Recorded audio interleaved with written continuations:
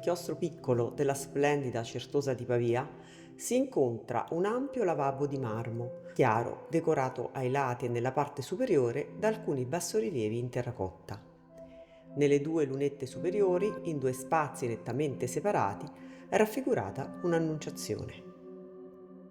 Ma come vedremo, forse vi è di più, vista la singolarità della composizione.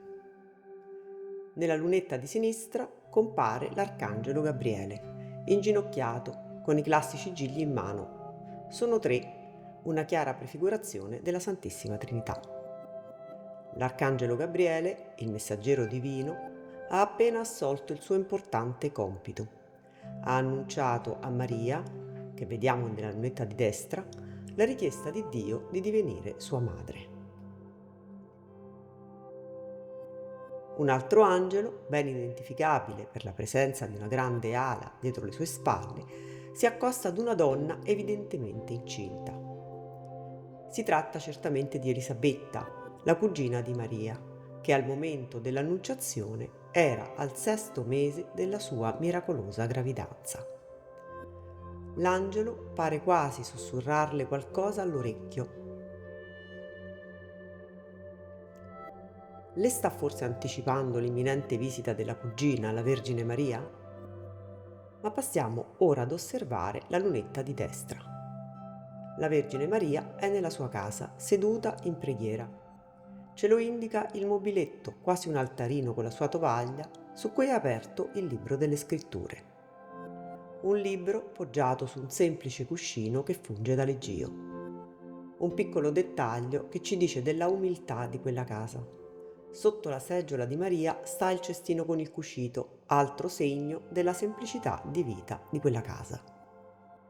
Abbiamo compreso, dalla posizione genuflessa dell'angelo nella lunetta di sinistra, che Maria ha appena pronunciato il suo sì di accettazione della volontà divina.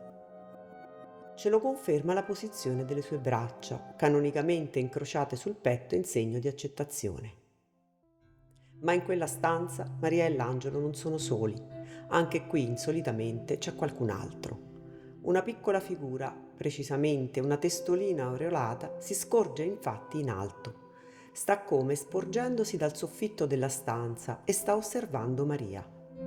È Dio Padre, con un volto che esprime una tenerezza straordinaria. L'abilità dell'artista riesce a rendere perfettamente leggibile uno stato d'animo. Il sospiro di sollievo che Dio ha emesso dopo essere stato in trepida attesa di quella risposta, domandandosi: dirà sì e parteciperà al mio piano per la salvezza dell'umanità, oppure sceglierà di dire no? Perché Maria avrebbe potuto sottrarsi a quel piano divino, nel pieno esercizio di quella libertà che Dio concede ad ogni uomo e ad ogni donna, e così anche a lei, pur concepita senza peccato. È la libertà di poter scegliere tra il bene e il male, di poter aderire o meno al disegno che Dio ha su ciascuno di noi. Dio non impone nulla all'uomo. Dio attende trepidante i nostri sì. Il disegno di salvezza divino non può compiersi senza la libera collaborazione dell'uomo. Ma anche in questa lunetta c'è un accenno a qualcosa che dovrà accadere. Un accenno al futuro della storia di quel bambino divino appena concepito. Sulla sommità della porta spalancata accanto a Maria, in mezzo a raggi di luce, stanno infatti una piccola colomba ed una figurina di uomo che porta una croce.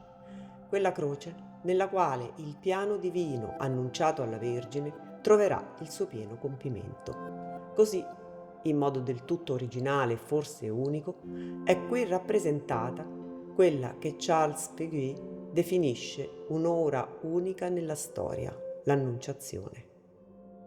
Un'ora unica nella storia, l'Annunciazione.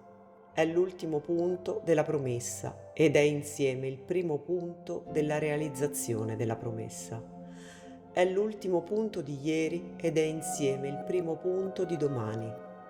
È l'ultimo punto del passato ed è insieme, nello stesso presente, il primo punto di un immenso futuro.